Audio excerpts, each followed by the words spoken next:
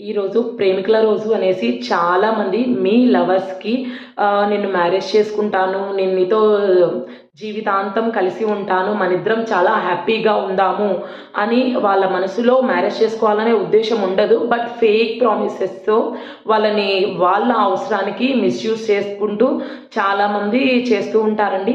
అలాంటి టైంలో మీ లవర్ కనుక మీరు మాట్లాడిన మాటల్ని కావచ్చు, లేదంటే మీరు పెట్టిన మెసేజెస్కి, లేదంటే వాయిస్ నోట్స్ని కనుక సేవ్ చేసుకొని ఇన్ ఫ్యూచర్ మీరు కనుక మోసం చేసినప్పుడు, అంటే ఆమెను మ్యారేజ్ చేసుకుంటానని చెప్పి ఆ ప్రామిస్ చేసి ఆ ప్రామిస్ని కనుక బ్రేక్ చేసిన రోజు ఇవి ఎవిడెన్స్గా ఆమె మీ పైన పోలీస్ కంప్లైంట్ కనుక ఇస్తే బిఎన్ఎస్ సెక్షన్ 69 ప్రకారము మీకు 10 సంవత్సరాల కఠిన కారాగార శిక్ష పడే అవకాశం ఉంటుందండి.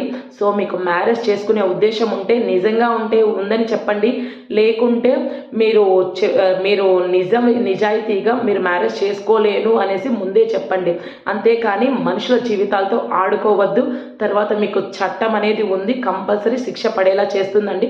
సో మరిన్ని ఇలాంటి అప్డేట్స్ కోసం మన పేజ్ని లైక్ చేయండి, షేర్ చేయండి. ఏమైనా డౌట్స్ ఉంటే కామెంట్ బాక్స్లో కామెంట్ చేయండి. Thank you.